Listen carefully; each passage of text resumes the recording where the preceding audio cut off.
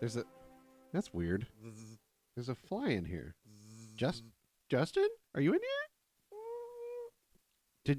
Did you let a fly in here, Justin? That's kind of funny. That's fun. Is that fly talking? Am I okay? Is that... Fly, can you get a little closer to the microphone? Maybe I can hear you then.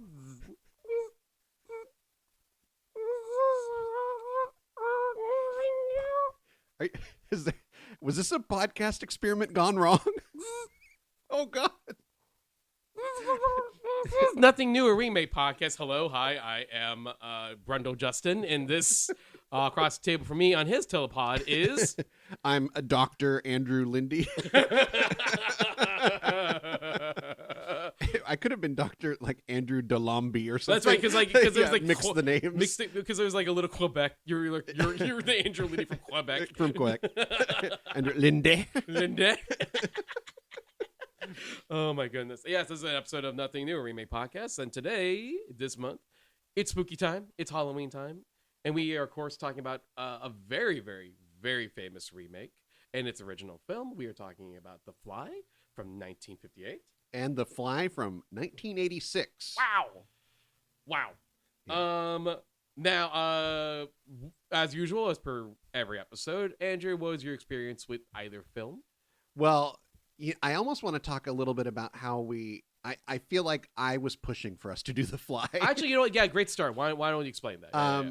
And it's almost like one of those, it feels like one of those big remakes that we just haven't covered. Yeah. And even to the point where, I mean, the 86 one is, now it's, like 40 years old. Like it's already as old as, it's older than the original was when it was remaking, like right. So many years have passed and it's never been touched again. Mm-hmm. And it's one of those where I don't think it will be touched again. Yeah. It's so fascinating that way. And as we'll get into, the two films are fairly different from each other, but do have that same kernel of an idea. Yes. And I also feel like in our watching, we have not delved into any Vincent Price films. Very true. Which he... is a master of horror. Like he was in so many horror movies. Very known for horror films. Yeah. Vincent Price. But you are correct. We have not done any films where he was... I don't even think any remakes that he was in that happens to showcase him. Yeah, I'm really trying to think, and nothing comes to mind. Even as a bit part, even as a small role. Right. We've done Tim Burton movies, but he's not in a bunch of them. You know what I mean? No, yeah. So this is a fascinating discussion, and like I will admit, when we started the show back in 2017, give a little context. We obviously wrote a list of movies we can discuss and movies we would like to do at some point. And believe it or not, we actually haven't really tackled a lot of the famous ones. We only really would do one of those like maybe once or twice a year, but the rate of remakes that we have, so is very easy to just get caught up with the new stuff. But The Fly, I do believe, was always on the list. It was always there. It was always something that I went, at some point we'll pull the trigger on The Fly. But to jump into the 58 film, I actually, outside of knowing Vincent Price's involvement and a very famous scene that we'll get to, I don't actually know a lot about it. I never saw it till until we started recording this episode. How many have you seen many Vincent Price horror films? I believe I haven't. He's one of those where I think he's an icon to me first before like really seeing him as an actor. I know he's been in so many movies, but short of his appearance in say like Edward Scissorhands, I realized he's a blind spot. I know him more as the icon Vincent Price. Yeah. As like and that is like the Tim Burton style, because he was an icon to Tim Burton. Yes. If you've ever seen the short Vincent. Right. The coolest thing he did is getting actually Vincent Price to narrate the short. And I think also like most people, even if they don't know it, they hear him every year in Thriller. That's right. That's right. It's like, yeah, he has a very specific way of talking. Hello, creepy crawlies. It's like, yeah, it's great. I think I've been really into Vincent Price recently, at least the last couple of years. Oh, okay. Just because of like Turner Classic Movie, like any, I'm trying to seek out, older stuff to watch, and he has such this fascinating career where I think even early on it was like, yeah, he is a horror guy. Like they were leaning horror with him. Um, he's in this movie called The Bat, Yeah. where it's like it's also like a mad scientist story, but having him in it like almost felt like a fake out in the weirdest earliest sense of like, oh, you think Vincent Price is the scary guy and it's actually there's another guy. It's kind of one of those where it's like, huh, that's interesting that they would even use him early on in that way. And then last year I really pushed myself to watch all of the, not just all of, so he did a famous run of Roger Corman films that were inspired by Edgar Allan Poe material. Yes.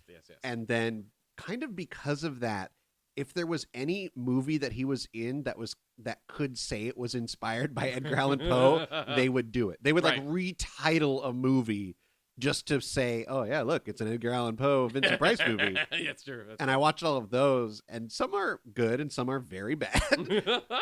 But it's definitely one of those things where his status as an icon is like so overwhelming. Sometimes you don't know where to start.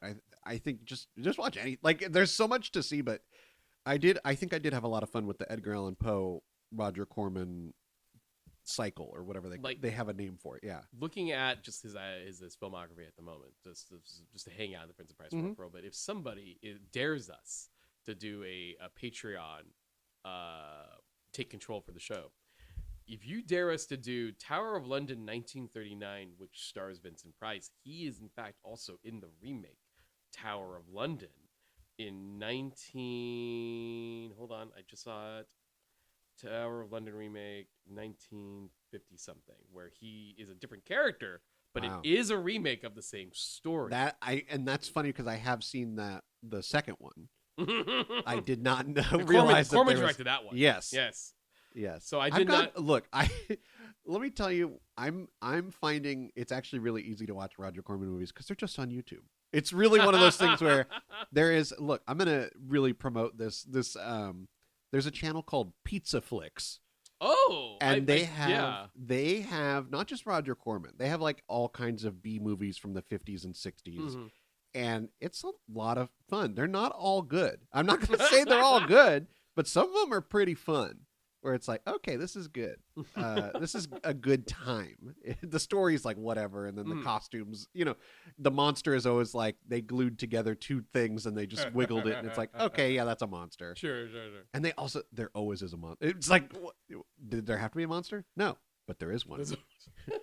That's what the movie's named for, and by the end of the movie, you will see that monster. It's always a story that I always remember. Like the big quote from Corman is that like when the monster is dead at the end of your movie's over. Yep. No dilly dallying and what happened. No, the monster's dead. The end. Yeah, and some of these movies I watched 2 in the last week, and one was like Creature from the Haunted Sea, and the other one was just called Creature in a Haunted Cave. Like they just. That's the naming style. Creature, and then fill in the blank screenwriter. What is it? Creature, monster, whatever, in a blank. That's how they named so many of them. And it worked for them. Sure. No. There's a reason. There's a reason he was successful for a very long time. But yeah, Vincent Price. Yeah. I think not just. I'm sure there's other remakes that he's involved in beyond The Fly and Tower of London, but this is where we are starting with him. So I will take this opportunity to talk about Vincent Price and how he's cool. No, and I am more willing to talk about Vincent Price and I need to kind of catch up on that because I do feel like he's a blind spot in terms of like actors I've seen, but I like know more by rep. But that being said, even though Vincent Price is absolutely in this film, not the role or the character I expected him to play. Right. This is not what you think of a Vincent Price role. When you think Vincent Price, you understandably, probably think of someone who's conniving, maybe somebody evil. Actually, not the case. And even I think in some films he's just kind of the guy that they like to say about actors, they chew the scenery. Yeah. Oh boy, he bites it and spits it out in other movies. In this movie, he's like a level-headed, like the calm one. I actually really liked his performance in this. Mhm. He kind of does center the movie Yeah. because the rest of the story is actually not only really wild, it's extremely tragic. Mhm. And I think that is an element that this movie shares with the 1986 version, and that they both understood very clearly. This story is someone's hubris, and it's tragic. Mhm. And I kind of want to dive into the making of this film. Now, this is actually based on a short story from George Laganau, I believe. He's a French-British writer, born in And it was from like 57, like the year before. literally the year Like before. they really hopped on it. Yeah, someone in Hollywood literally went, "Hey, this is a good story. Make a movie." You know, Which it's also funny to me that it's a French writer, because that Right. also somehow reminds me of like Planet of the Apes, like Oh, the sure, original 'cause Planet of the Apes story. Pierre Boulle. Yeah. Pierre Boulle. Yeah. Which I'm like, what French sci-fi? Like, is that like Yeah. is that secretly the best sci-fi? Wait, good point. I'm like, am I missing something for not diving into that more? That's such a good point. Yeah, because I mean, Planet of the Apes is still going, No, yeah. and like The Fly, both the original and the remake got sequels. Right. Like it's kind of like, yeah, it was a good topic. If you're a listener and you have like a vast knowledge of French sci-fi from this time period, 50s to 60s, please inform us, because I would like to actually actively know more. But it also does answer the question, because I didn't know that the writer is French, or he's in Paris, because I was wondering what's with everyone's French names. Yeah, well, and that's why they put it in like Canada, because they were like, well, we can't put it in France. Like they're Right. like, we got to put it in close to America, Right, so we can justify everyone speaking in English. Yeah. But it's in Quebec. Mhm. So, and basically, it is a story about a scientist who is working on basically a teleporting machine. Very simple. They don't use the word teleport They though. don't. They say, what do they call it? Disintegrate and reintegrate. Right. Yeah. But that is what it is. And it also, but it is kind of a funny thing where it's kind of like what Willy Wonka was doing with Mike TV. I was super thinking that the entire time. They kind of make a similar point of like, well, the atoms are in the air, Mhm. and it's like, okay, that's what Willy Wonka did. Weird. It's interesting how the television, rightfully so, like influenced a lot of science fiction Oh, yeah. discussions, because at the end of the day, it is wild to think tiny little signals are transferring over to another metal thing to produce a picture for anyone to see. And it's like we can't see them. Like Yeah. it's like it's in the air. Like You can't grab them. Yeah. They're not a physical thing, Mhm. but they exist and they're out there.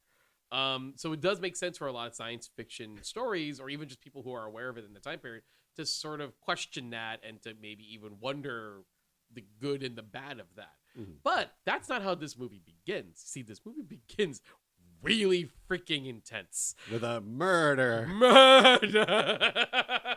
I've always thought like the way, so I've seen this movie just once before for this like a year or two ago when Mhm. I was really getting into Vincent Price. I was like, oh, it starts as a noir. Yeah. Like it's that time period where I think even though the movie's called The Fly, Mhm. the poster has the fly on it. Come on. Yeah. But like they're like, well, we have to kind of trick people. We have to kind of ease people in. Mhm. It can't go, when you think of, I mean, horror nowadays is an entirely different thing than it was even 10 years ago. Right. But at that time, I wonder, and it's kind of always been like this, where horror is kind of looked down upon. Mm-hmm. So I wonder if they were really trying to get people thinking like, oh, no, this is like a really, like they wanted people to know that it was thoughtful, Yeah. that there was some, and Not schlock. and to give a mystery element to it, Mhm. makes you think the whole time. You're always thinking. You're like, well, wait, why did this happen? What happened here? Here's a piece of evidence that conflicts with what we are learning about. So I think the noir element really helped it. I agree. Mhm. Because it does add, and it doesn't last particularly long. I want to bring that up. Like it's maybe first 15 minutes of the movie, it's laying out all these questions, but they're good questions to lay out. okay, why did this woman murder her husband? Mhm. But clearly she couldn't have, because she doesn't know how to operate this machine. This machine was operated by somebody who knows how to do the machine, because her husband's body was found gruesomely, might I add, in a stomping machine. Yeah. But she doesn't know how to operate that with the details that the machine was set up with. Well, and then even when the inspector is questioning her, Mm-hmm. she's like, my husband willingly stood in the machine. Like, she says it like, it's like, no, I didn't force him. He was there of his own accord. Yeah. And it's like, how can that be true? Like, what does that mean? What does that mean? Yeah. And then for Vincent Price's character, who's the brother and brother-in-law to his woman and brother to the man who died, he is just flabbergasted. He's like, I don't know what the hell's happening. Yeah. Like, in his eyes, this was a happy family with a kid. They were good. I even saw them recently. Things were fine. Mm-hmm. I don't know what's going on. And then they discover the lab. Yeah. Well, yeah, the lab's all destroyed. The labs were destroyed. So he's like, why would he destroy this expensive not like lab? Like, this is crazy. Yeah, yeah. And then it's a flashback. Mm-hmm. Then it's the retelling of what led up to this. Yeah. Which is, I mean, that's like the whole movie at that point. Well, and I will be honest, the flashback for a while took a while for me to get really into it, because it was very the layout was very simple. It was very much like, here is the wife, here's Andre, handsome, successful Andre.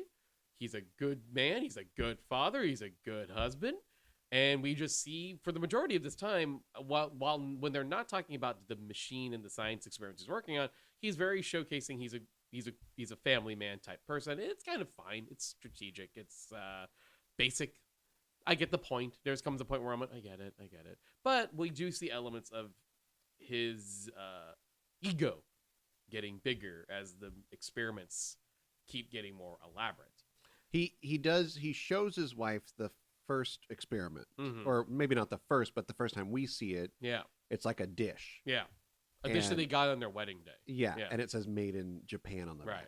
It's kind of a cute scene, because it's like, oh, remember when your aunt gave us this family heirloom, and then the bottom has like a "Made in Japan" sticker on the bottom. And it's, I mean, and this is a funny, there's jokes in this, like they're really, trying to make it fun. But then when that gets teleported, gets disintegrated, it goes to the other chamber, and now Made in Japan is backwards. So you see, as he's going on, we do see like the experimental process, that something goes wrong and he fixes it. Something goes wrong and he fixes it. Right. And that's why his ego like grows, because he's like, well, I fixed it. I can fix it. It's like he just keeps building and building. And he's practicing on like family pets. He does. He puts as soon as he fixes he puts the newspaper in and it doesn't come out backwards. The cat wanders into the lab and he's like, "Here you go," and it's like, "Oh no, oh god." Yeah. And the cat's just gone. Yeah, like you can hear it meowing. Yeah, you hear it meow. Like, so the particles are meowing. Like, it's so like that alone is like, oh no, this has gone very wrong, dude. Don't keep doing this. But he does. He does. No, what kind of solidifies his plan is the guinea pig test. Yeah. And then he's like, okay, now it's time to make a man-sized version of these chambers. Oh boy. So the build, and the build to this is so it's slow. Yeah, it's very, very this slow. Is like of the time where it's like, we're gonna make you wait to see the scary thing. And I will admit, I was a little impatient at this point. I was like, all right, let's get to it already. Let's get to the fly stuff. I felt it too, and I'd seen it, but I was like, when is like, once we finally do see him with the drape over his head, I was like, just rip that drape off, dude, let's go. But no, so we it's kind of like, again, it's a almost like a noir style. Like, it's very much like they're telling us things that are going on, but we don't see him we don't see him build the man-sized version. Yeah. We don't see him get into the man-sized version. Yeah. It's the idea is, oh, well, his brother's coming over, so that we see, what is his brother? It's Vincent Price. His character comes over, and Francois. Yeah, Francois. Mhm, There's a mhm. note on the lab door. The lab is in the basement, by Yeah. the way. This I is won't- like the real classic. Put a pin on this. Huh. The door to the lab is a big metal sliding door. Oh, right. I want to put a mile pin on that. Okay. Yeah. So Francois is coming over, Mm-hmm. and they get down to the lab, and there's a note on the door that's like, oh, please don't disturb me. Mm-hmm. I'll whatever later. Yeah. And they're like, oh well, they don't think much of it. Then that night, the maid says to the wife, oh well, he didn't even eat his breakfast. Mm-hmm. And she's like, well, that's weird. So then she goes down there, and there's a typed out note slid under the door for her, Mm-hmm. where it's like, something has gone wrong. This is life or death. He's like, I can fix it, but you need to promise that you'll listen to me and obey me. Here's what I kind of love about that, Mm. right? And this is where the being patient is rewarded. You have listened and talked. You've seen scenes with Andre. You know how he talks. You've seen him be happy. You've seen him be sad. You see him be frustrated. You see him all these. You see him as a person. You do see him as a person. The moment this letter is read, you're kind of with Helen because it is scary. Yeah. It's like, what do you mean? And why can't I hear you say this to me? Mm-hmm. That is when the fear and the sort of like tension works for me. And that other half, that impatient half that I had, actually felt earned because now I can't hear him anymore. Uh-huh. For a while. Uh-huh. But this is where it starts getting kind of intense and a little creepy because it's like, well, why can't you just tell me? Why did you type that out? Mm-hmm. And it's the slow reveal of what's going on with Andre, right? Like you say, when we finally see the door open, he has a big old blanket over his head and his other hand's in his pocket. We don't know why. That to me is like, that's iconic. Yeah. Like almost more than the actual like fly head. It's like, Mhm. that is like so weirdly like, oh, whatever is under there. Yeah. Oh God. Like, and then the way he kind of like, he's not limping or hunched, but he kind of has a way of walking where it's like, oh, it's almost like the cloth isn't stopping him from seeing. Like he's like too confident in every Mhm. step. Mhm. Where I'm like, what is going on? Like this, it's unnerving. It's unnerving. And I It's 100 feel like yeah. it's obviously, I think every great like film of the past has the possibility of influencing everyone in the future. As time goes on, I think The Fly, beyond the creature story and the effects and people referencing the final scene, Mhm, mhm. there is this idea of like that is like a scary image Yeah. of like a faceless something, Mhm. and it's like, I don't know to trust it. I don't know Mhm. what this is. And even like going back to the way this movie starts, where it's like, this movie starts with a kill. Modern horror movies start with like that. Yeah. Became like a language of like, if you're a horror movie, you have to start with and especially if you're a slasher, you got to Oh, start yeah. with a kill right at the start. Right. And it doesn't, it was gruesome in its own way here, but here, and I feel like it's like that's playing with that language of like early horror to modern horror, where it's like, oh, we're starting to evolve what this means. Mhm, mhm. So yeah, even before the fly head is revealed, just that sheet over his head and the hand in the pocket, and he's kind of a stiff way of walking where it's like, uh-oh, Yeah. this is not good. Yeah. Yeah. It's very effective Mhm. and it's very simple. Yeah. To be honest, when the pieces start falling into place, you see how Andre can't properly communicate what he needs. It gets very stressful, and you Mhm. start really feeling for Helen because she's like trying to help but doesn't really know what and why he can't reveal certain things. One of the big asks from Andre is you need to be on the lookout for a fly that's particularly weird or maybe has a white head. Mhm. Now, of course, what does Helen talk to her son about before she sees all this? Yeah. Hey, mommy, I caught this weird fly. It's so weird. It has like a white head. Honey, not now. I got. She's like, don't bring that in the house. Don't bring it in the house. Uh-oh. Once you hear Andre beg, that needs to come back. She's like, oh fuck. Uh-huh. I literally told our kid to get it out of here. And you can see already, like, he's freaking out. Like, and again, it's really horrifying when you can't hear him speak. And technically speaking, this is underneath that shroud is supposed to be the guy we saw earlier, but he's now acting erratic and strange. That like immediately this becomes the new hunt for Helen. And it's weird because she doesn't even know how to describe what she needs. So she's telling the housekeeper, her son, find that fly, the weird one. And she's, at one point she sees the housekeeper kill a bunch of flies. She's like, no, not kill the flies. And you can just see like, what I'm asking you sounds insane. I know, but trust me, it's important because Andre it's blah, blah, blah, blah, blah.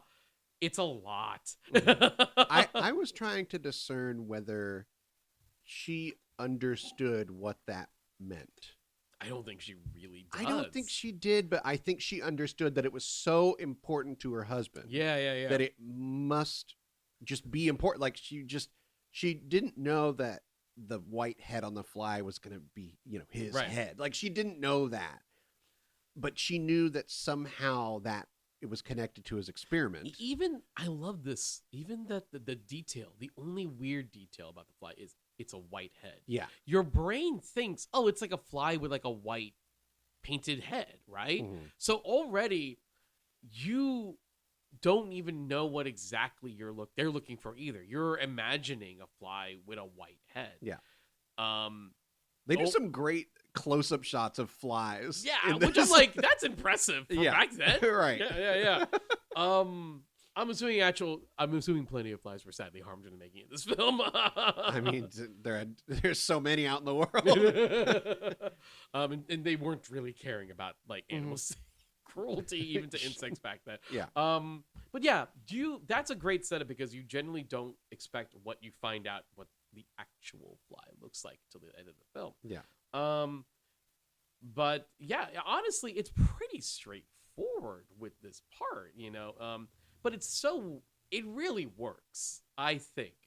They do the slow reveal where I think she comes back and he gets so angry that they've lost the fly a second time. Yeah. That his hand comes out of the pocket and it is the pincer, like a fly hand or something. Yeah. Where it's like, oh my, and she, they do the really classic, like zoom in, she's clutching her face. Like, yeah. It's the classic, like horror, like, oh God. Yeah. She's like screaming and crying. Also, Milepin, when Andre does start eating again, you can tell Andre is covering the whole platter. Yes. Well, he asked specifically for like milk with rum in it. Milk with rum in it, and like this is how he's ingesting any kind of food of some fashion. Mm-hmm. And you can hear yeah. Already, I won't put a mile pin on that. That even without seeing it, it's sort of disturbing. I wondered at that point if they were trying to do like a red herring of maybe he was combined with the cat. But the movie's called The Fly. Yeah, like, so I just think it's so crazy that they just call this movie The Fly. And then it's like, I feel like the whole movie they're trying to like trick you into thinking something else is going on. Right, it's right, like, right. He's a fly. Like, come on. Yeah. You shouldn't have named the movie The Fly. But also, because you're waiting on that, at some point you're like, so when is it The Fly? Yeah. When does the movie like, guarantee us that title? Helen does do one more attempt to try. Maybe this could work. She tells him, "Why don't you get back into the chamber? Try again." And Andre's trying to explain while typing with one hand. Yeah. This is the only way he can communicate with her. That like, but like that can't work. I need the fly. Well, have you tried? Maybe like something different will happen if you just go again. And begrudgingly, you can kind of tell begrudgingly, which is his body language. Fine, he decides to go again. He does one more travel from one chamber to another, and Helen, for a 2-second thought, maybe it worked. And this is when we finally get the reveal of the drape going off. Yeah, and it is this iconic, like kind of gross, even to today's standards, human-sized fly head on his body. Yeah, and I love the shot of his POV, which is basically the million eyes. The million eyes. Which is kind of echoed in one of the posters of the film, and like immediately, yeah, it's horrifying. It's pretty gross, which again, hilariously, it doesn't set you up for the reveal later. You don't think about that. Yeah. Which is, I would say that's somewhat brilliant. Yeah. You're so focused on this horrific image, you're not ready for the final horrific image. For like the mirror image. Like it's, yeah. Uh-huh. Very, very cool. Mhm. And he has this very like emotional scene mm-hmm. where he's trying to explain, he's writing on the chalkboard. Yeah. That he's like, I can't control this anymore. Right. Somehow the fly is taking over his instinct, his brain. Mm-hmm. And it's one of those things where it's like, wow, like you really think of how mixed up did the atoms get where it's like, it is a fly head, but he is very clearly still Andre. But is it a slow, he's losing the humanity? Is it that it's like partially there, partially not? Mm-hmm. Because especially when you compare it to the final scene where it's like, well, how would a fly know to speak? Yeah. So it's like, we don't even know what's going on. Right. It's so like horrifying to even like consider like, what does that even mean? And he's like fighting the fly hand. Right. It's like, wow, he's really like, it is truly like he's losing his humanity. And that's shockingly effective. Just in what they show. It's all about, it's like nothing super flashy visually. It's just kind of trusting us to go with it. That like the fly hand appendage thing is acting on its own, and you can see him trying to hold it down. Like it's, like the fact of the matter is like, yeah, when he writes on the board, it's the last struggle of him trying to communicate with any normalcy. And then his decision is, once they become very clear, he doesn't believe Helen's going to fight the fly. It's not going to happen.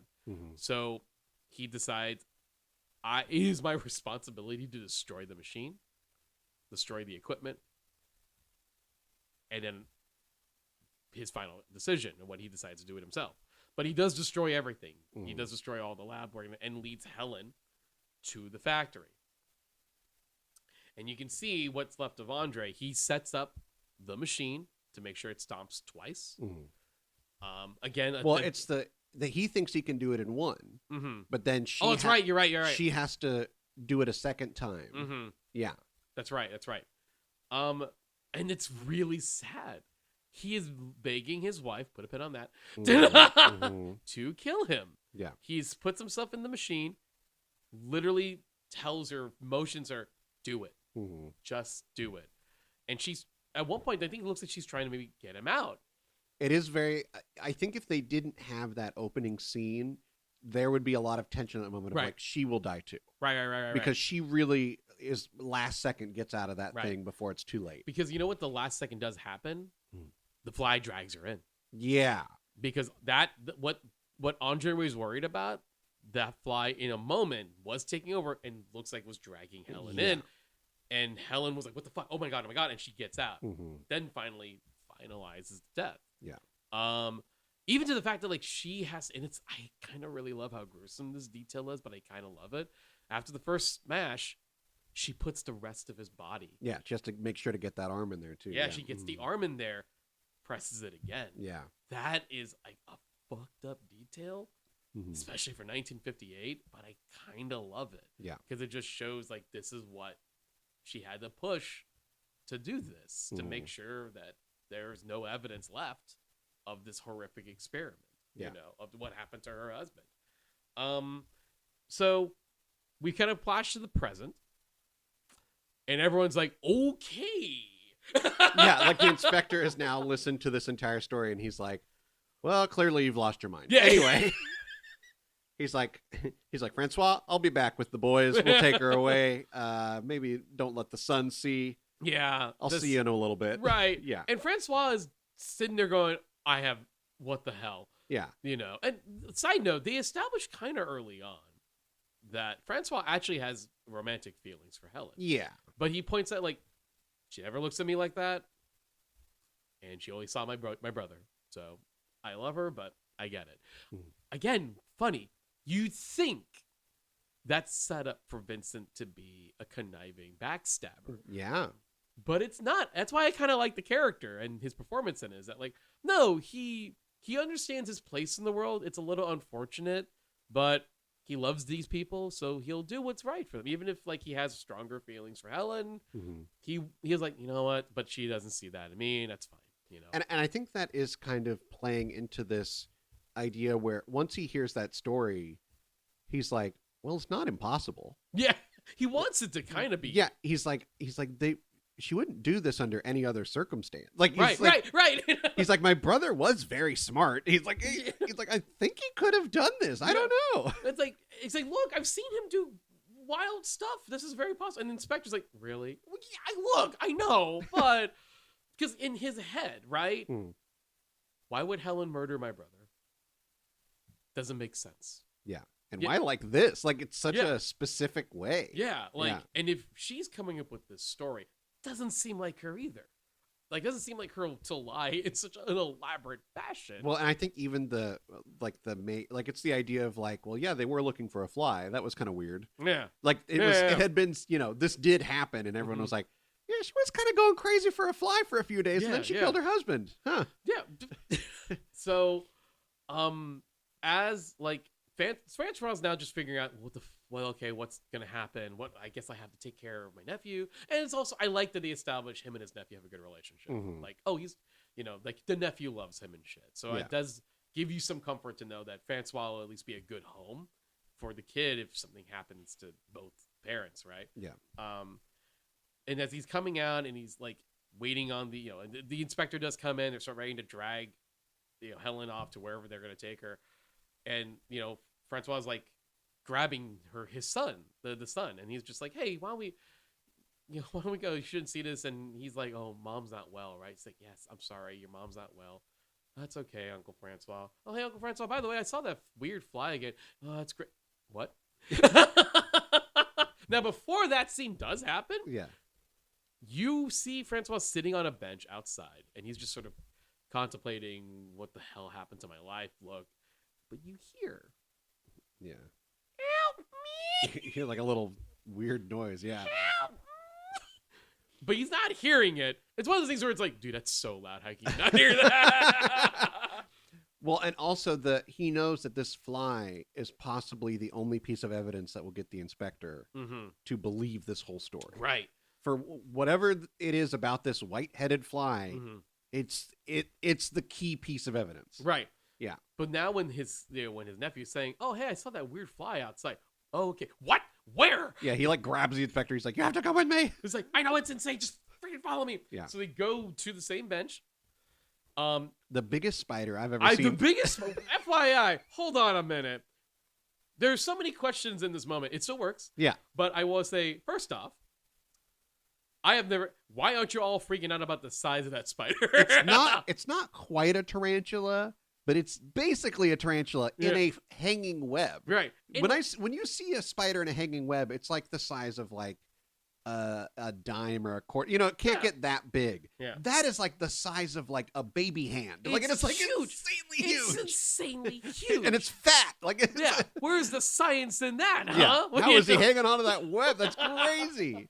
But you do eventually see the fly. They do the tight zoom. And when... Oh, boy. Oh, man. I was not prepared for this because I've never seen this. Yeah. Arm, head, bald head. They're like white, like he's, like he's sickly. Sickly. Yeah. I wasn't ready to hear, white head, sickly white head. And then when you realize that's what they swapped. Yeah. They swapped an appendage. They swapped heads. I wasn't fucking ready for the fly, the literal fly that have the arm and the head. That freaked me out a little. Even for 1958 makeup effects, that's still kind of creepy. Yeah. And then the added, help me! As it gets eaten by the spider. Yeah. And then the inspector, who's like, he is horrified. He's grossed out. He can't even believe what he's seeing. Yeah. He grabs a rock and smashes the whole thing. Yeah. And that's where Vincent Price says, well, now, wait a second. If you're saying that she murdered her husband and he's a fly-man hybrid, that was a fly-man hybrid and you killed that. Yeah. So you're a murderer too. Yeah. So you're either you both are or neither of you are. And he's like, and I think neither of you are. He's like, and here's the perfect alibi. It's one of those like It was suicide. He set the machine up and the wife got there just in time to see it happen. good enough for you, good enough for me. Yeah. It's one of those like tight wrap-ups where you're like, oh, someone is getting away with a crime, but it's okay, I guess. It's also ironic if you think about it. It's like it's the murder. It's the same. It's murder of the same person twice. Yes. You know. Kind of, yeah. Yeah. It's kind of, which then when you realize like, oh, if the fly was sort of taking over the body of Andre at this accelerated pace, right? Then that means vice versa. Andre's head. Yeah. Andre was taking over the body of the fly. Like maybe that's the first words that it was able to speak. Yeah. Yeah. Yeah. Exactly. And yes, after that is weirdly kind of a semi-happy ending. Helen, Yeah, they try and try to wrap it up nice. Like Helen is fine. She's not in they didn't send her anywhere. Francois is there visiting, and he's going to take the nephew out for like a day out and etc. But yeah, it ends on a happy note. They have to end it with like, it is kind of like his nephew asks him like, what, why did my dad die? Yeah. And it's kind of like, oh my God, that feels kind of heavy. But he gives that kind of answer where it's like you're saying, it was his hubris. Like he was working in science and he went too far. And it's like, sometimes that happens. And it's like, oh, wow, that's really crazy. I want to, okay. So that iconic, and like, can you even count in your, like, give an estimate to how many references you've seen? Yes.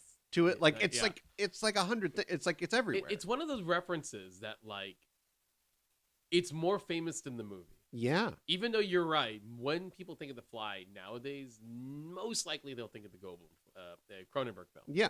But when they make a joke like "Help me," that is referencing that film, and I guarantee you, most folks don't even know about. I didn't know about the visual at the end. Yeah. I knew the joke. But I did not know the visual of the human arm and head on a fly. Yeah. I never knew that. But it is like I can think of Simpsons immediately because Simpsons does all of references, but Simpsons immediately they did a fly episode. Even like Tiny Toons did. I remember like that. The it's just I think it's in Emperor's New Groove. Like it's in so many weird things where it's like why is this here? It's such like I guess it's like an easy reference. Like if you're showing a fly in a web, they're going to say, help me. Like that's just the go-to. And I also think, they like a fly character is in like stuff like Hotel Transylvania. Oh, sure. Yeah, where it's like, oh, we got all the classic monsters together. And oh, look, there's a fly guy. Like it's just part of it. Right. Where like doesn't even matter that it's so disconnected, but it's like a human looking fly is just now one of those icons. Right. And this is like 20th Century Fox, right? Like, yeah. It's not Universal. It's not any of the other. It's like, this is so its own weird thing. And it's so funny that's the moment. Yeah. The help me. That's the moment that has lived through time. But you know what? I get it. Like, as I finally watched this movie, I went, yeah, I kind of understand why it's like this very iconic shot and very iconic moment. It's a very perfect Twilight Zone-y ending. We love our Twilight Zone-y endings, and it's I'm not saying that it's it's before that. I believe it's definitely before Twilight Zone, but it's that vibe of just this tragic ending to someone who's working in science, and I feel like that makes it so memorable. And yes, all of the build up beforehand, before all the shit hit the fan, really does make it work. And this final image of this was once a very happy, father and husband, smashed to pieces, smashed to bits between him and a spider that was killing him under a rock. And that's how he goes. That's how he dies. And it's really sad. Thankfully, I even though I am a just-in-size fly, I'm gonna go hang out in the telepod for a little bit, and I'll come back. And when we do, I'll be super brundle Justin. I don't know. We'll come back and we'll jump to 1986 right after this.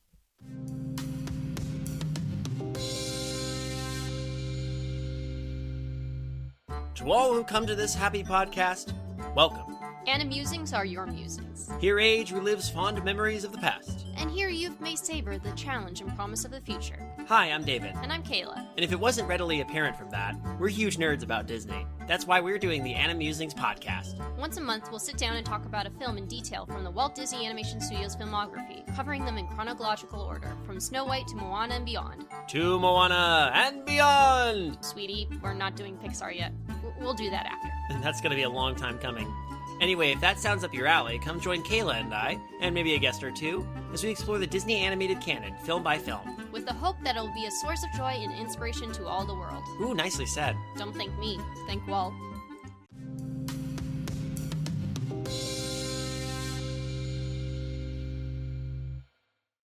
Well, Justin's in the pod. I know it's a very quick sequence, but I thought maybe I'd share our Patreon, patreon.com/nothingnew. Go check it out. And here is a little sample of what we talk about this month. Whatever. Anyway. That is one of the funniest things that they'll do in like a sequel or anything where it's like very clearly just a still from the movie, but they're like, here's my beloved photo of my dad. And it's like, that's not a photo someone took. I take so much liberties. I give so many liberties to movies, but whenever I see that or a camera footage where it's clearly not the angle where the camera was filmed, I do get a little peeved. No, I don't like that. I hate that. In Curse of the Fly, the original inspector is in an old folks' home.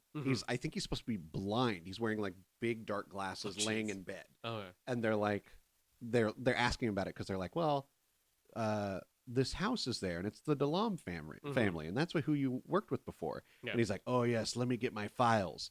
He has a picture of the fly, and it's like bursting out of the machine. And I was like, there's no way. I'm like, this is so ridiculous. No one. Helen didn't take that photo. That photo doesn't exist. I also believe in the trivia that I read, it's not even actually, it's the photo from Return of the Fly. That's fucking funny. Because it's the wrong arm.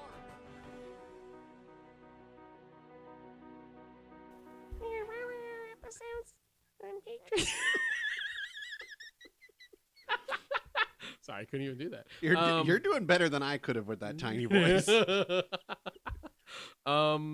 You could follow us, join us on Patreon for only $1 a month. You get extra content like that episode, like the that you just heard, and all the other year's episodes we have recorded exclusively on Patreon. We still don't really have any plans to release those on the main timeline. So if you want to hear us talk about it, since it's Halloween, I always bring up our Halloween episode in Patreon in which we compare Halloween H2O to Halloween 2018.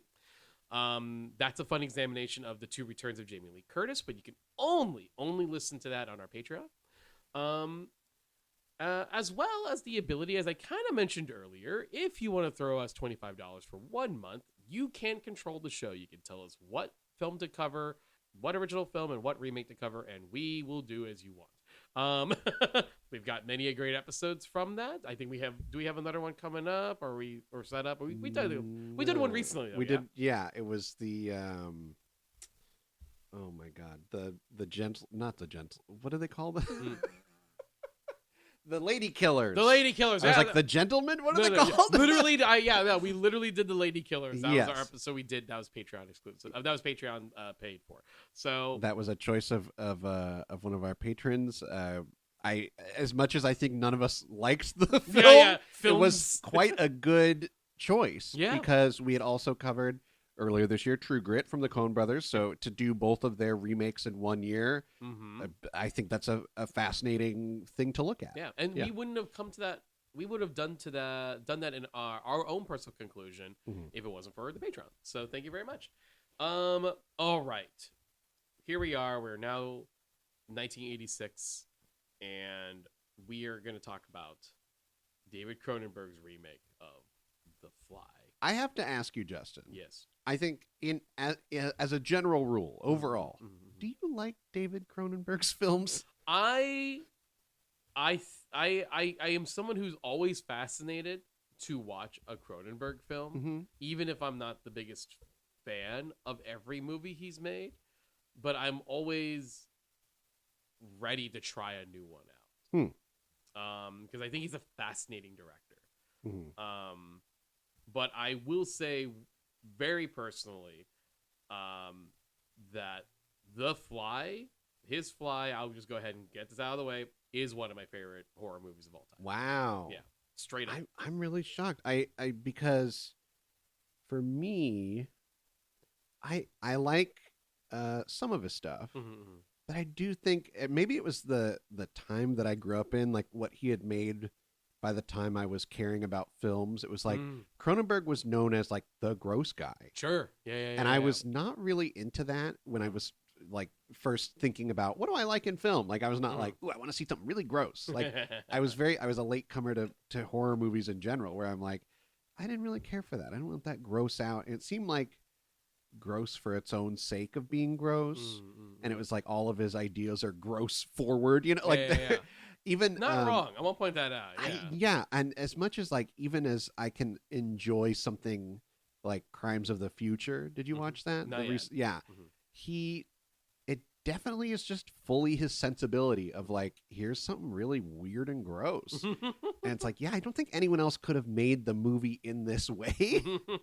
I don't know if that's necessarily a good thing, you know. Like, I do like on his non-gross side, I do like The Dead Zone. I've always loved that book from Stephen King. So the film version is so good. The film version of The Dead Zone is a very, very, very good adaptation of the book. And I mean, they leave stuff out. They skip around. Right. They do their own thing. But you get the full gist of it where you're like, yeah, this feels like reading the book. That you get the exact same feeling. I agree. And then on the gross side, I love Videodrome. Sure. I think, you know, and I don't know why. I mean, I guess because I am like very obsessed with like video, like the idea of like the TV and video can do something to you. I'm like, that's a cool idea. Let's go with that. Let's see what's going on there. And but that one does have, you know, several gross elements. Like I only recently watched Scanners, and it's like that famously is there's a famous like head explosion scene where I'm like, yeah, it's just he's the gross guy. So I think I discounted him growing up as like the gross guy. And then now I'm kind of coming around where I'm like, well, I see he has his purpose. Like, and the other, I haven't even seen his films with Viggo Mortensen, which are so distanced from his horror aspect. Like that's more of an action. History of Violence, Eastern Promises. Yeah. Well, I did see History of Violence, but I didn't care for it. I don't know. That's fair. It's been a long time, but I think him as a filmmaker, I'm you know, wondering, it's like by the time we got to him making The Fly in 1986, was he known as the gross guy? Or was it The Fly that cemented him as the gross guy? I think, and to be fair, like it's not like he didn't have not gross projects. In before The Fly, you know, like if you look at his like literally before The Fly, he made already The Brood, Rabbit. Yeah, The Brood is so gross. Scanner. He already made Scanners in '81. Videodrome was already a thing in '83. So it's not like a revelation. But I think, if you want to talk about what he's most famous for, which is, you know, the air quote body horror. Yes. When you think of the term body horror, my brain goes to Cronenberg. Yeah. Immediately, and I think what The Fly does cements him as it takes the gross and specifies it as the body horror guy. Yeah. You know, like it starts gross because, you know, these other films kind of are, you didn't know what the word would be, but when the words body horror became a thing, you can reverse engineer and look back on Scanners and all that other stuff, and you go like, oh, that's Cronenberg. Yeah. And from that point on, even something like Existence, I'm a weird fan of Existence. I kind of like it too, but it's like, yeah, it is gross. Like it's gross, yeah. The bone gun or whatever. I'm like, come on. like the weird machine that hooks you up into the web internet thing, which again hilarious because that movie came out the same year as The Matrix. It's the body horror version of The Matrix. It's the body horror version of The Matrix. Yeah, 100%. So crazy. But like, yeah, I think The Fly cements that for him. Okay. It says this is that guy. When even like the trailer for Crimes of the Future came about, everyone was like, Cronenberg back at it again, I see. Yeah. It's like, oh my God. You know, like, oh, with Viggo this time. You know, because like you let he brought in Viggo. You brought in Viggo to do the gross stuff. So no, but for me, The Fly is a culmination and the high point of the body horror genre that he's so known for. It's the one that I always think of when anyone says body horror. I think of The Fly. When everyone talks about Cronenberg doing some body horror things in a future film, I think of The Fly. And I think the main reason I think of The Fly is that where he nails that movie so strongly is the use of Goldblum. Like, Seth Brundle is a character that, thanks to Jeff, you find him weird but charming. And the tragedy, keyword, the tragedy of the 1958 film, I think Cronenberg understood how to do the same level of tragedy, but tell that story so vastly different that it doesn't feel like the same movie. But when you see them side by side, you do go, oh, yeah, but besides the obvious title and the shared premise of a chamber that teleports, there is a lot thematically that they both explore. But what fascinates Cronenberg more is the actual transformation of Seth to the monster. Whereas Andre already became the monster and he was hiding his monstrosity from his loved ones as he slowly loses his humanity. Whereas the story of Seth is slowly and visually you are experiencing him losing his humanity. But it works because you like Jeff Goldblum. And this is probably my top tier Jeff Goldblum performance. Because normally this is a period where top Goldblum for me is like, I love Jeff Goldblum, but mostly people know him as being very particularly funny. And he was doing comedies at this point too, short of, and welcome back, Jeff Goldblum. He was in Death Wish. Oh, right. He's one of the goons. He's one of the goons in Death Wish. Baby Jeff Goldblum was one of the goons in Death Wish. I just realized that right now. I went, wait. Wow. We covered Death Wish. He was in Death Wish. Wowie wow. That is something. I really I didn't love Jeff Goldblum in this. Oh, all I didn't, a lot of the characterization in this I wasn't a fan of. I could see why it was like script wise, but the way that it came off every character, I was like, oh my God. I mean, maybe it was, they're trying to, obviously it's, as you said, we agree. It's a tragedy. This story is meant to be tragic. Right. And maybe in playing that up, like these, to me, the characters don't feel real. That's like fair. It feels more like the moment that they need to be what they are. That's what they are. And even like I wanted more out of like Gina Davis's character. I didn't like that. It felt like, because how you come to know her in this movie is she goes to his lab apartment thing and then decides, I'm going to have sex with him. And is she in love with him? Maybe it's on the way. You're not sure. And then you also find out, well, her boss at the magazine, she also had a relationship with. Yeah. It's kind of like, I felt like that was so weak. I was like, oh, she's just connected to these men. Is she using them? But it doesn't come off that way. Yeah. But I was like, well, I wanted a little bit more out of that. Because I think I think we have to say it straight out. This is one of those remakes where it has the least amount of connection. Like, this is like Invisible Man style. Oh, yeah. Where it is as different as you can be while still having the same premise. Right. And I think the same theming of tragedy. Yes. Yeah. It does share those, and obviously the chambers and telepods. Yeah. It keeps that premise, but you're right. But it goes one step further. Yeah, 100%. And I'm gonna see you on the character stuff, and that's fine. I'm not disagreeing with that. If anything, I think part of me is like, because I've seen it a lot, and I will probably admit this is maybe rose-colored glasses at a time. I was fine with the character work. I think the characters were pretty basic, and I think it's mostly work because I like the two leads. Yeah. Well, and then with Gina Davis and they were dating at the time. They were an actual couple at this point. So they have clearly, obviously, the chemistry. Yeah. Chemistry is good. I will say in terms of character writing, John Geatz's status warrants. even back when I first watched it, there comes a point where it's like I understand that this is an '80s character. I understand. Yeah, this is the an 80s obsessive ex-boyfriend, right, who's like who's that a is. dickhead. Yeah. And he's rich, and he's extremely selfish. And to me, part of the tragedy is like she has to rely on him. I like do- like that is yeah. part of it. And I'm like, yeah. I get it, but it makes me feel bad. I agree, and I'm not sure if that's a good way. It's a good thing. It's a good thing that it is that case, or it's more tragic. But it's the fact that I kind of hate that of the survivor characters, he's one of them. Yeah. But yeah, I do feel like those are kind of fair critiques on that, and I think that's it doesn't bother me as much. I do sort of still enjoy their performances. The other thing to connect it to what you said with the original Fly, the impatience that you felt. Yes, This sure. movie is like, no, we're getting right to it. We're going straight. It's so like the opening scene. We are seeing those two characters meet for the first time. Yeah. And then she immediately goes to his lab Mhm.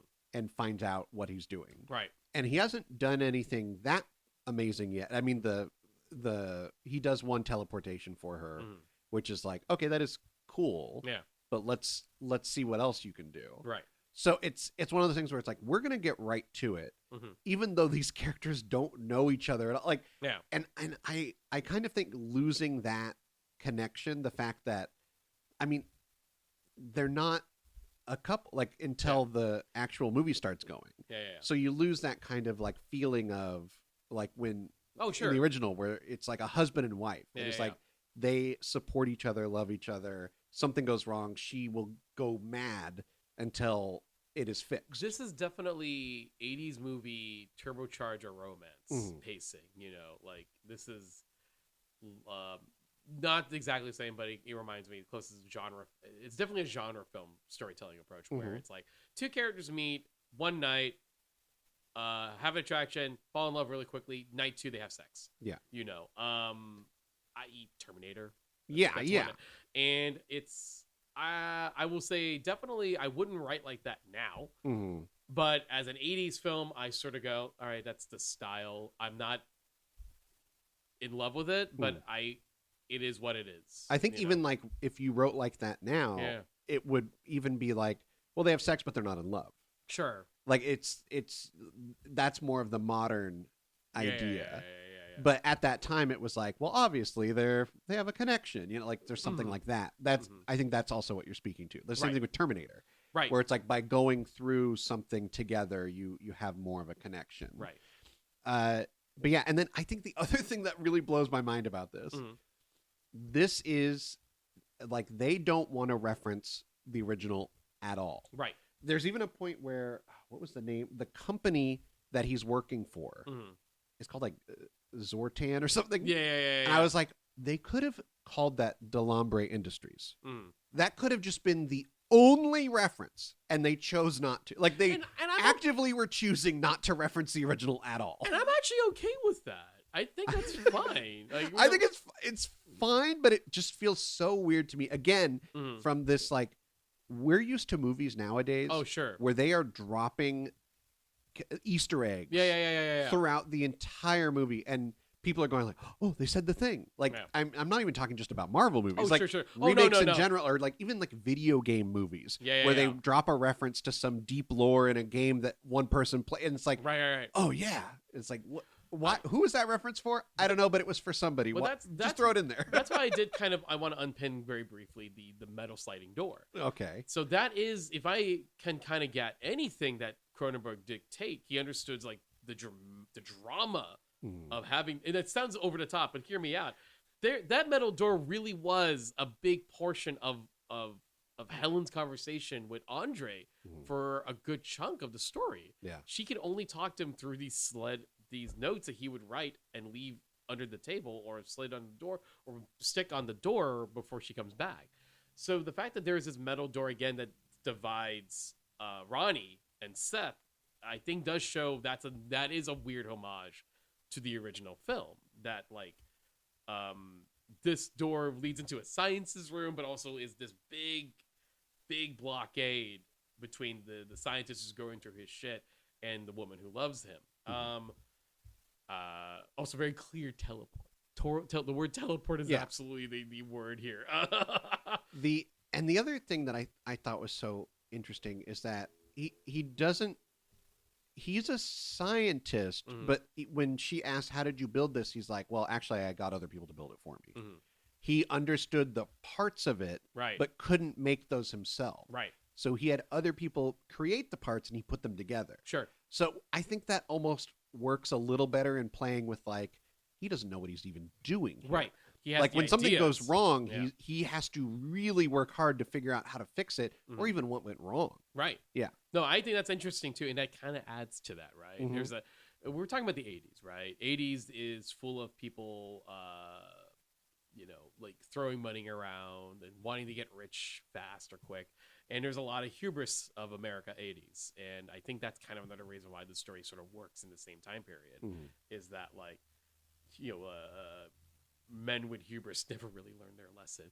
Look at now, and Oh boy. Yeah, that is such a fascinating. He doesn't know what went wrong, so when he and his hubris, Mhm. he gets and okay, so the love triangle plays into why he teleports himself right. because he wants to prove that it works. Right. He's also drunk when he does this. Yes. Yeah. Don't So- do science when you're drunk. Don't do That's- science when you're drunk, kids. If you take one lesson from this movie, kids, if you're watching this movie and you only learn one thing, it's don't do science when you're drunk. Do. Thank you. Now, also, I don't know where Seth's getting these baboons, but Oh my god! I I had will the admit same to that. thought. It's one of those. I think the only reason it's baboons is because I think Cronenberg goes, baboons are cool looking. Can we get baboons in this movie? Uh-huh.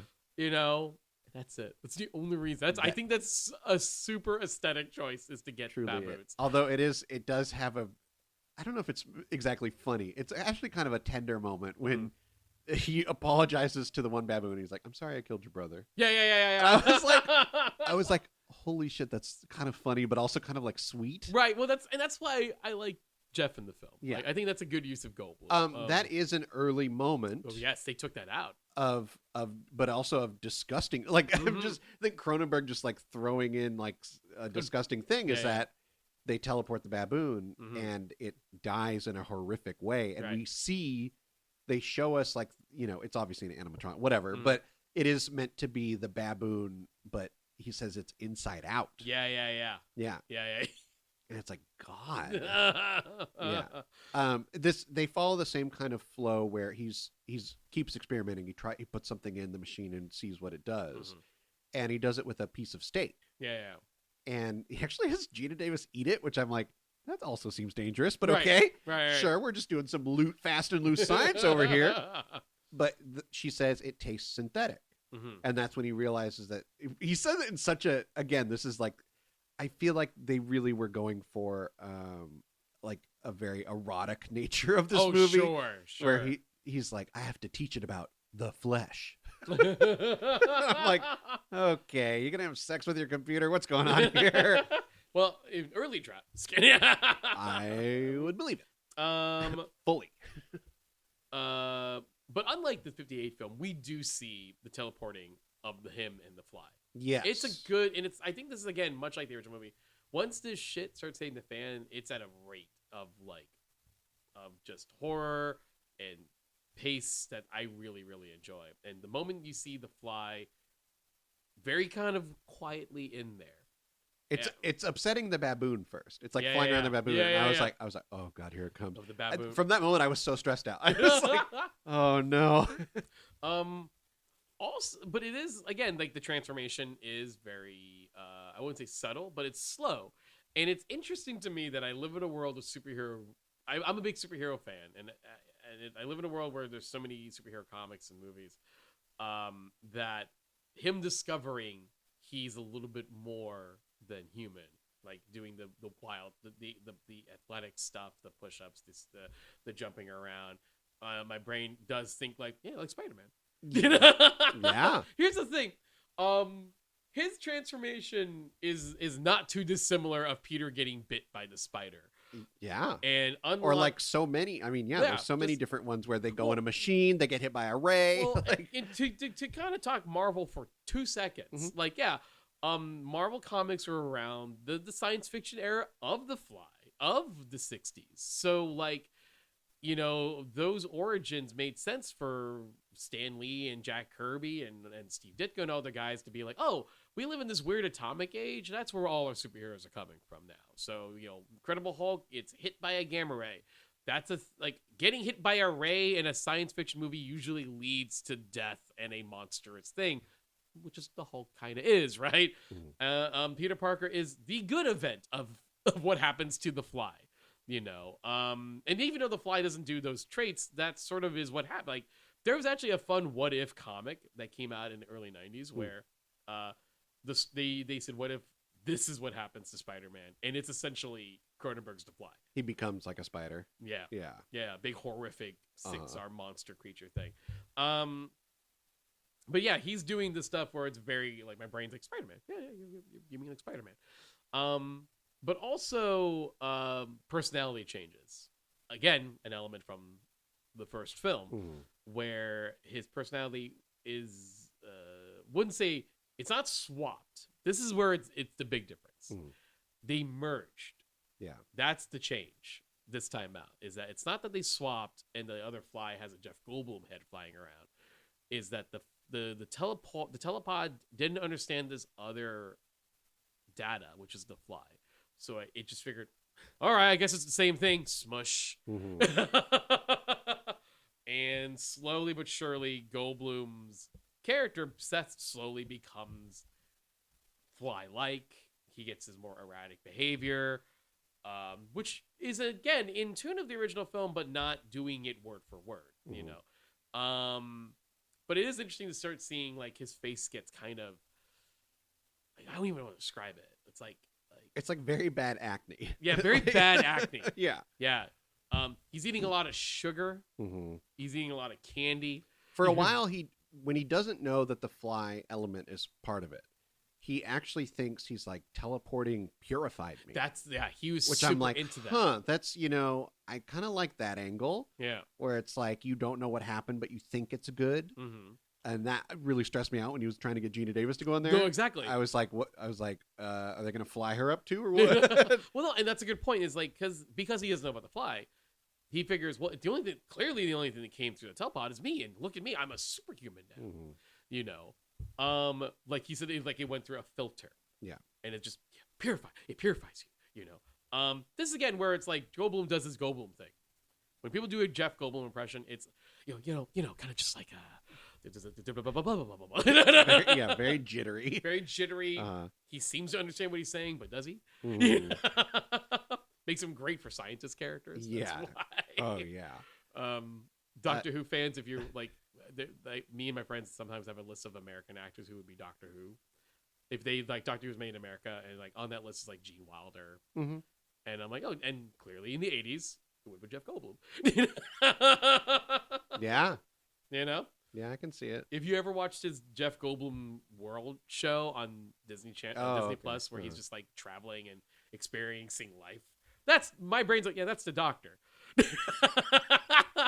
Yeah, it's a famous internet story of someone meeting Jeff Goldblum at a party, and they're just like a normal. They haven't accomplished anything. They're just like, I'm just here with a friend, and Jeff Goldblum's like, oh, Christy, of course. So great to see you. And she's like, has someone talked about me? And then she sees him meet someone else like 5 minutes later, and he does the same thing. He's like, of course. Like the way he's so enthusiastic about meeting a person is like, you think you're like important. You're like, oh, me? You're excited to meet me? It's like, yeah, he just has this wonderment. I don't know what it is. That's how he lives his life. And you know what? Fair enough. Yeah. So when he does, okay, I do think another element of this movie that I think weirdly aged well. Sure. The computer. Yeah. When he talks to the computer, it feels like AI right now. Yeah. But the funny thing is, I think in the 80s, it was such like a far-flung idea of like how to talk to a computer. So even like, I think this only became like relevant recently. Yeah. because even like 10 years ago, people would look at that and go, well, that's a computer could never do that. Like what a computer would never answer like that. And now we have, Chat GPT that's like answering exactly like this computer would, where it's like, yes, of course, I merged the two beings, and it's like, oh shit, like it had a thought process and did something, and it was wrong, which is what we expect of computer AI thoughts now. Like no, even talking to Siri, Mm-hmm. like is about like the level of, hey Siri, what's the weather? Mm-hmm. Oh, it's gonna be blah blah blah blah. Like that's normal for me now. Yeah. But you're right. In 1986, what is this science? What is this? Oh, is it time to be real? Sorry, yeah, I just sorry, podcast. Hold up. It's time. This is now part of podcasting. That's so funny. Okay.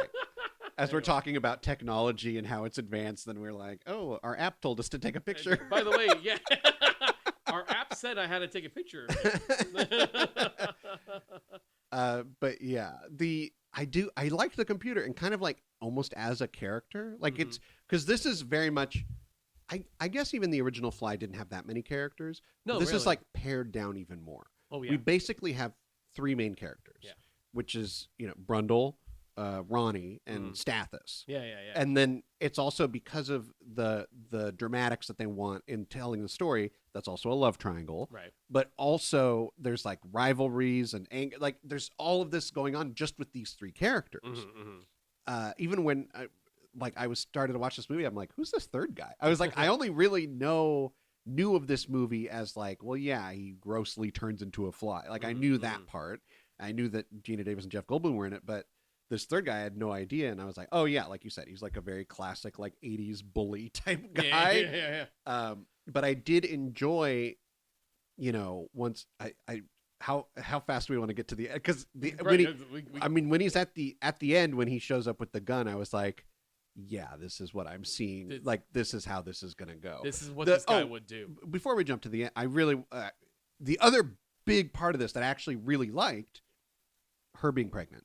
Yeah. And the horror of that. Yeah. And they throw in the nightmare scene where she gives birth to a larva, which is like so disgusting. Right. Like, holy shit. And no one, to me, she would have a nightmare. That's Pete Cronenberg, right? Yes. Yeah. And I think that's even like a positive way that he can play with I'm the master of body horror is pregnancy. Yeah. Because I think, okay, obviously we're two cis men. We know nothing about pregnancy beyond what we've read and heard from our women friends. Right. But everything that I, it's like when you see it in a movie, like there's been this recent spate of horror films, Immaculate and The First Omen, where the idea of being pregnant is the horror element. And that's even with quote unquote normal child. Sure. And it's like, this is a possible fly child. Like she is freaking out, and I was like, is this movie ahead of its time? I'm like, when she full out says to that doctor, like, I want an abortion, I was like, oh my God, we're going here. I was like, I was so excited to see where it was going. Yeah. And it kind of like stops itself. It doesn't go all the way. But it does talk about it. And I was like, this is fascinating. Yeah. That in itself is another body horror within the body horror, right? Yeah. And it's really interesting. The fact that she says, I want this out of me is... Especially because it's at the end, it's the child of a man she does love, but she does want this out of her because she doesn't know what the hell this is going to turn out, Yeah. The transformation of Seth, and by the way, I want to give credit to makeup and creature artist Chris Wallace, who designed all of this. This is like, again, we're talking iconic stuff here, like the taking out the nails, he's taking out his fingernails, like kind of the sort of body shape that Goldblum is having is wild, the idea that like he doesn't have teeth anymore. Yeah, one of the big gross out moments is Ronnie sees Seth after a month of not seeing him. Yeah. And he finally is like, I need your help. And this is another it's a mild nod, but it is a nod where he goes, help me. Yeah, I was like, come on. It's there. They did do it. I wanted them to do it at the end when he was really messed up. But there's this bit where he's talking to Ronnie. His whole apartment, his own lab is like filled with junk food and like sugar and Garbage donuts and everything. garbage. Yeah. And he picks up a donut, what he appears to be eating, and he vomits all over it. Mm-hmm. And then he's like, "Oh, that's disgusting. Oh, I'm sorry." And it's like, "Oh God." He's like, yeah, that's what I do now. Yeah. Yeah. That's how. And he now views what's happened to him not as a cure or a purify. He now knows something. He views it now as a disease. Yeah. And there is a lot of obvious, like, Cronenberg has admitted, like, dealing with like a disease like cancer definitely was an inspiration for a lot of the story. Though at the same time, yes, this was during the AIDS epidemic, and a lot of critics thought Cronenberg was aiming for like that he was doing a commentary on the AIDS epidemic, which Cronenberg has said, like, I wasn't, but you know what? Fair enough. I guess it's just in the air, so it is there. I just didn't. It wasn't really my purpose, but I'm not saying you're wrong in seeing it because we were all sort of thinking about it. So it is. Like a sexual transmitted disease can be thought of in the same manner. What's the horrifying things that are happening to Seth to a certain degree. But wasn't the intent, he pointed out. But also, I get it. It's clearly it is something we're all thinking about. I did want to. I just looked up what else Chris Wallace worked on. Obviously, other Cronenberg things, Naked Lunch, but he also did Arachnophobia. Oh shit! Yeah, I've never seen it because I'm so. I think maybe I'm scared of Chris Wallace creatures. Like that's fair. It's like a very specific thing where I'm like, yeah, I don't want to watch that because Chris Wallace made it, and it's gonna scare the shit out of me. I don't know. But yeah, he worked on Return of the Jedi, Gremlins, E.T. Yeah, he did. Ooh, Alien Mind. Yeah. He did the creature work on Alien Mind. That's cool. So I think, yeah, I was like, what else has this guy done? Because there's other special effects people and these creature creators that are they're like household names, and I feel like Chris Wallace isn't one that I had heard as much. So yeah, no, it's look, everyone's heard of Baker, Winston, etc. But Chris is still obviously, even just with this film alone, he should be considered like very high up there in creature designers. Like the makeup work on as Seth starts calling himself Brundlefly is pretty spectacular. He does go through, so the journey that he goes through here is he's invented teleportation. Yes. Then he's like, wait a second, it's purified me. Then he thinks he's going to waste away and die, that whatever happened is killing him. Yeah. Then he hits a point where he goes, actually, I'm something else now. Yeah. He goes through this whole range of feelings on what is going on with him, right? Which I think speaks to what you're talking about with it mirrors like a cancer diagnosis or something else where you have to accept every stage that you're in, and so he very much accepts that he's a new thing, and that's so like and I think that's where Gina Davis's Ronnie is such a good element to have as an outsider. This is where I'm like, okay, now I like her actually as not having a deeper connection with him, because from the outside you can see her horror of like, oh no, that's no good, right. And then even his solution at the end is he's actually going to he's like, if I do this thing again but with another person, I'll be a person again. And it's like, oh no. Like, and he wants to do it with her. Right. And the baby. Like, he's like very aware of like, you have a baby in you. It's all going to mix. We're all going to mix. We'll be one unit. We'll be a family as one thing. Oh, God. Whoa. No, it's also funny because, like, before that happens, like, Ronnie is at an abortion clinic and she's about ready to, like, get this taken care of. And this is the only time the movie gets this B-movie horror moment. Yeah. But I think it's fun. It's so fun. When he crashes through and, like, grabs her. It's the only time the movie really embraces. Like, and it has, like, that kind of, like, horror-tinged Beauty and the Beast thing. Where it's like, well, she does love him, kind of. Right. Yeah. But you're right. It is it's all of that, and it's the most B movie-ish thing. It's the only time the movie really embraces the history of the B movie of the monster movie, where he crashes through the window and he grabs her. But you're right. There's a little bit of this, like, she still feels some empathy towards him to still go with him. It's a little Phantom of the Opera, like a little Phantom of the Opera. And this is why I kind of like Seth's confrontation with Status. He's like, fuck this guy. Yeah. I want to be so clear about that. I have no empathy. This guy's a creep and a jerk the entire movie. Mm-hmm. The entire movie. Getting in it.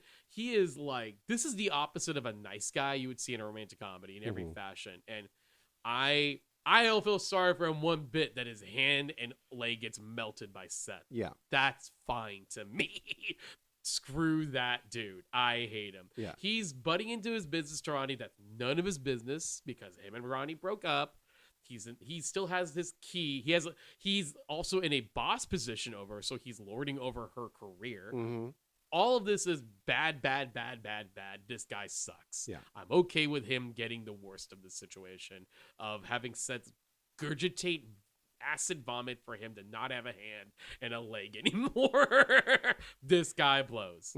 But Seth is has gone too far, and he does think having a merged body of Ronnie and him and the baby would be the best choice. And that's where Seth is back in the wrong. It is really like the two worst guys fighting, and you're like, well, can they both die? Like, can they both just go?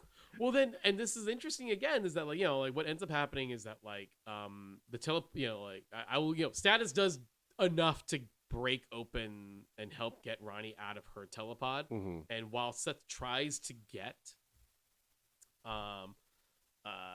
tries to fix the situation. Side note, I will admit that's a pretty clever writing of them introducing the third telepod in the beginning.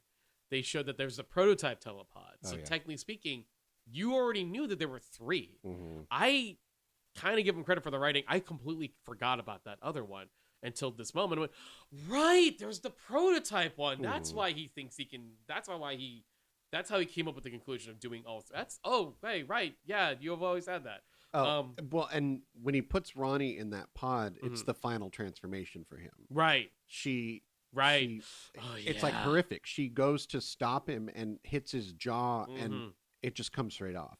And at that moment, it's almost like that activates the fly to like come out of him. Right. Like it just bursts out of him. Oh god, and the tongue's still wagging. Yeah. It's like, and here's the thing, like that final form is iconic in its own regard. Like here's like the beauty of the original design in the original 58 film is very simple. It is a pretty gross looking fly-sized, human head-sized fly on a human body. Yeah. It's very effective. They do the mouth move, and it's great. It's great. I love it. Here, it's like Chris decided with his design that like it is insect-like but human flesh. Yeah. Ew. And like walks like a human, like. But it has hind legs. Yeah. Kind of like bug-ish. It doesn't look like a human. Doesn't look like a bug. It does look like a fucked up melding of the two. And it's a great design. It's a wonderful design. Of creepy and grossness, and it does look like a human fly hybrid. And yeah, you're right. This activates the final moment, and as like Ronnie's trying to get out, he's trying to get out, but he teleports mid-exit. Yeah. I kind of like what's gonna come out of this now? I definitely when that teleport like explosion like and part of the door goes with it. Yeah, I just said, "Oh God!" Like, oh my God! Like that's this movie. The first thing we see is the inside out baboon, and now we're gonna see whatever that decided to become. Right. Yeah. And when he comes out, he is in fact now human fly telepod hybrid. Yeah, he's got like a part of it sticking out of him. Yeah, he's got machines in his body. If anything, he's the worst representation of everything that Seth did. Everything that Seth was trying to create is now represented in this horrific final moment. And yeah, much like the original film, Seth basically tells Ronnie, "Kill me," without saying it. He does take the shotgun, points it at his head to basically say, "Just do it." Just pull the trigger. And she does. And like I said about Roger Corman, when the monster dies in the monster movie, the movie's over. Yeah. Unlike the 1958 film, ironically, Cronenberg knew, the movie's done. Yeah. you're gonna walk out of this theater feeling gross and bummed. Yeah. Yeah. It's gnarly. It's gnarly. It's a gnarly, but and also it's as far from the original as you can get while still being, that close to the idea. Yeah. It's like if they didn't do that, then it would be nothing new.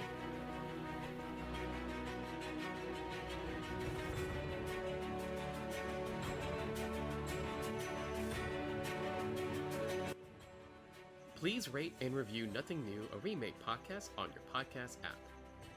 You can follow us on Instagram and Twitter at NothingNewPod. You can find us on Patreon at patreon.com/nothingnnew. Nothing New, a remake podcast, is part of the Benview Network.